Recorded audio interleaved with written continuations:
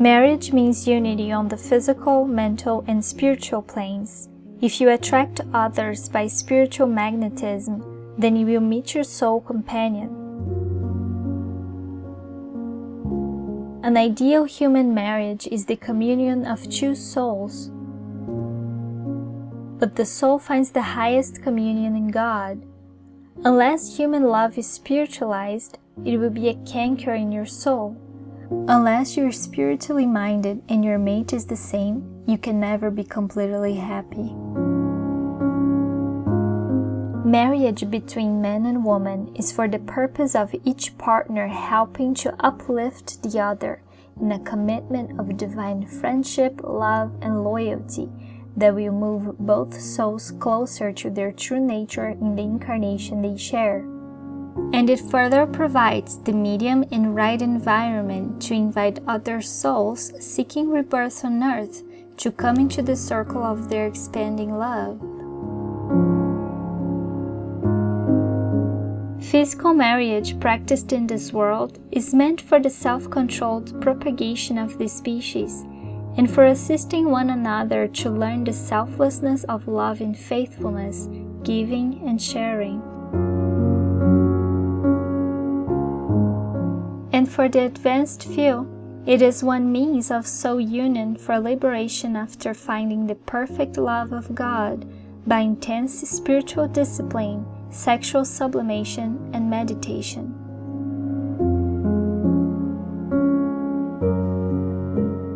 Couples learn many lessons in the marriage partnership, such as uniting feeling and reason, positive and negative, to make two flesh as one through mutual respect and unselfish cooperation. Spiritual marriage consisted in the feminine force, or feeling, uniting with the masculine force, or reason, and thus becoming whole in oneness with God. The souls that went out of God were to be brought back to God by the process of harmony in body, mind, and soul.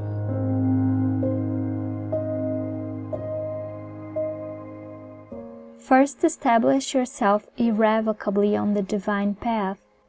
Then if you marry, you won't make a mistake. Two persons who unite their lives to help each other toward divine realization are founding their marriage on the right basis, unconditional friendship. Woman is motivated primarily by feeling and man by reason. Marriage is meant to balance these qualities. Success in marriage is very difficult if partners expect too much from their spouses. When each demands fulfillment from the other and that demand is not met, they become enemies. That is why I believe that a lasting and fulfilling marriage is in most cases impossible without spirituality. Without a mutual effort to seek satisfaction of the soul's yearning for perfect love and the joy of fulfillment, where alone it can be found in God communion. The spiritual purpose of family life is to expand one's consciousness through cultivation of purifying divine love and friendship that is not conditioned by sex or any selfish motivation. Friendship is vital in a marital relationship. Sex alone will not bring a couple closer together.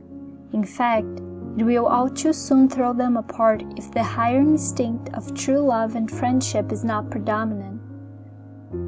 When sex is made the most important part of a marriage, the couple lose interest in one another when the initial blush of sensual gratification pales. Those who do not discriminate between true love and sense attraction are disillusioned again and again. Loyalty and love between husband and wife gradually free the mind from limitation to the sex plane and uplift it to the plane of divine love.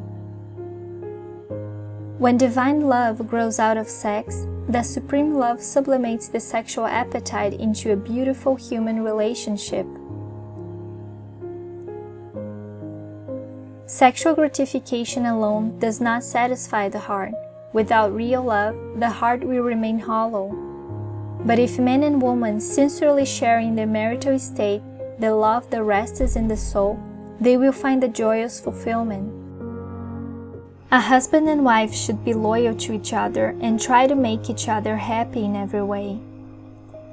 The spiritual wife should not forsake the unspiritual husband, nor should the spiritual husband forsake the unspiritual wife. They should try to influence and help each other as long as it is possible to do so.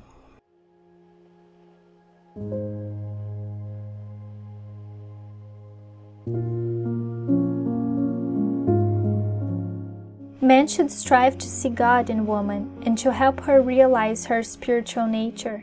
He should make her feel that she is with him not merely to satisfy his sensual appetites, but as a companion whom he respects and regards as an expression of the divine.